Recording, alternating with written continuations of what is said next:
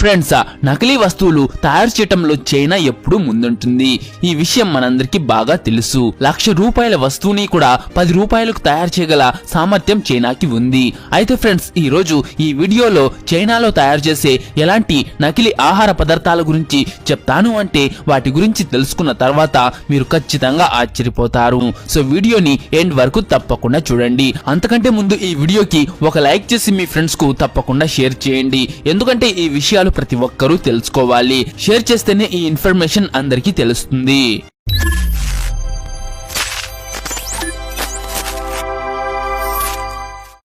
Fake ice cream.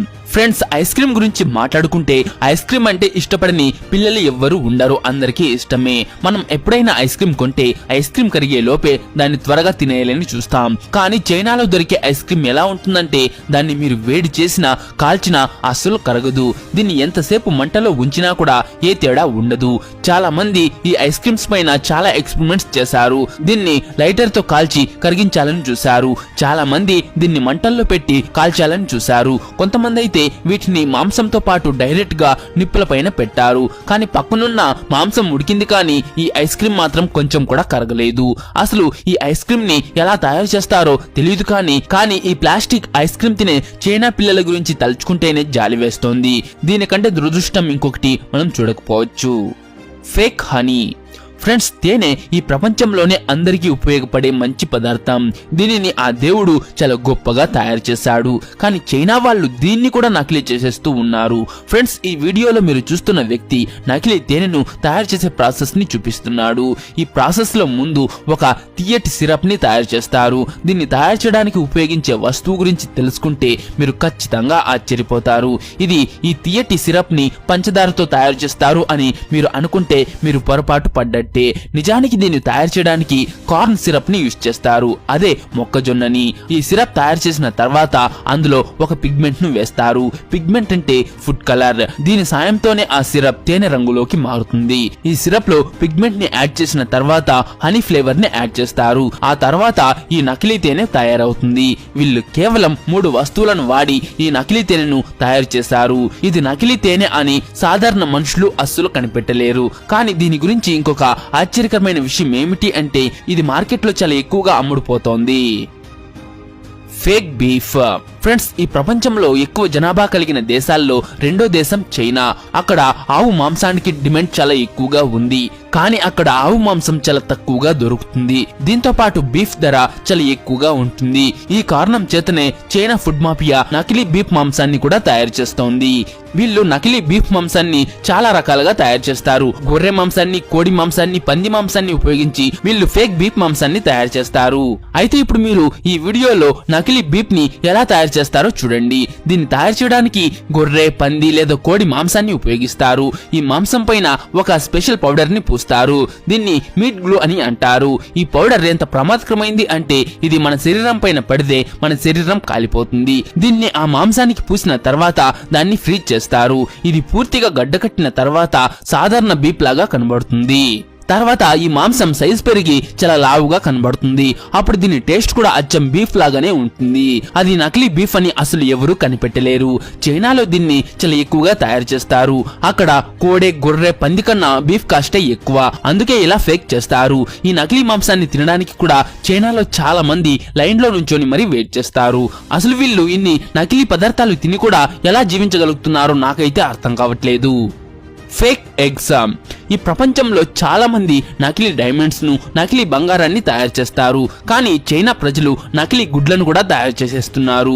వీళ్ళు 5 రూపాయల కోడి గుడ్డును కూడా నకిలీ తయారు చేస్తున్నారు. ఫ్రెండ్స్, ఈ వీడియోలో మీరు చూస్తున్న గుడ్డు ఏదైతే ఉందో అది నిజానికి ఒక నకిలీ గుడ్డు. చూడ్డానికి ఇది ఒక నిజమైన గుడ్డు లాగానే ఉంది. కానీ ఇది నిజమైన గుడ్డు అయితే కాదు. ఈ నకిలీ గుడ్డులోని తెల్ల భాగాన్ని తయారు చేయడానికి సోడియం ఆల్గినేట్ ని ఉపయోగిస్తారు. దాన్ని నానబెట్టి ఇంకొన్ని ఇంగ్రీడియంట్స్ ని కలిపి చిక్కటి లిక్విడ్ లిక్విడ్ లాగా తయారు చేస్తారు. నిజానికి ఇది చూడ్డానికి తెల్లగా ఉంటుంది. ఇక గుడ్డు లోపల ఉన్నటువంటి పసుపు సొన కూడా వీళ్ళు సోడియం ఆల్గినేట్ లిక్విడ్ తోనే తయారు చేస్తారు. వీళ్ళు కేవలం ఆ లిక్విడ్ లో ఫుడ్ కలర్ యాడ్ చేస్తారు అంతే. ఆ తర్వాత అది చూడ్డానికి పసుపు సొన లాగా కనబడుతుంది.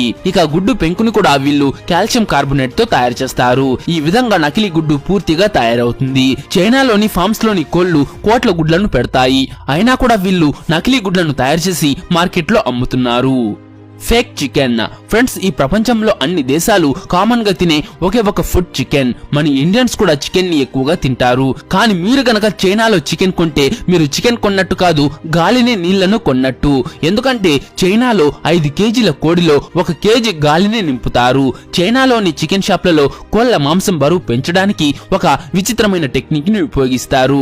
వీళ్ళు ఇంజెక్షన్ల సాయంతో కోడి మాంసంలోకి నీళ్లను లేదా గాలిని నింపుతారు. దీనివల్ల కోడి లావుగా కనబడుతుంది. దీని బరువు కూడా చాలా పెరుగుతుంది.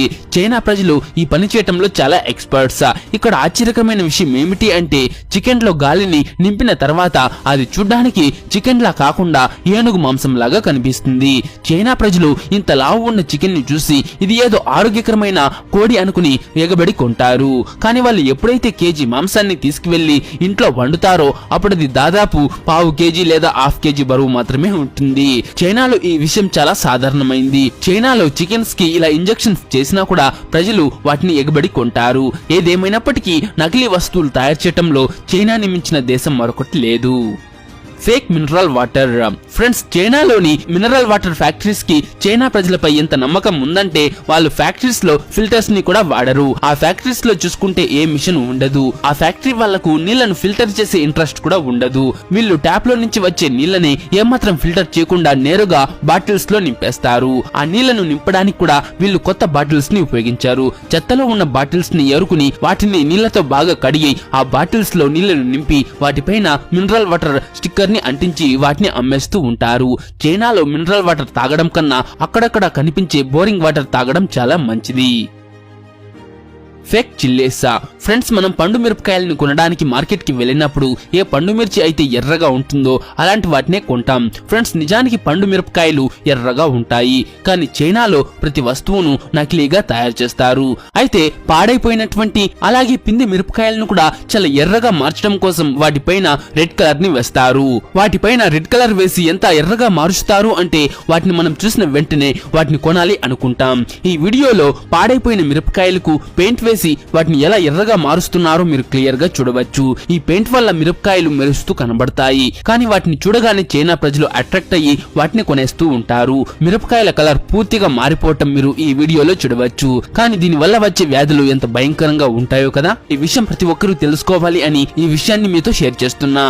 అయితే ఫ్రెండ్స్, ఈ వీడియో మీకు నచ్చినట్లయితే ఒక లైక్ చేసి మీ ఫ్రెండ్స్ కు షేర్ చేయండి. అండ్ ఇలాంటి మరెన్నో వీడియోస్ పొందాలంటే ఇప్పుడే మన ఛానల్ ను సబ్స్క్రైబ్ చేసుకునేసి పక్కన వచ్చే బెల్ ఐకాన్ కూడా యాక్టివ్ చేసుకోండి.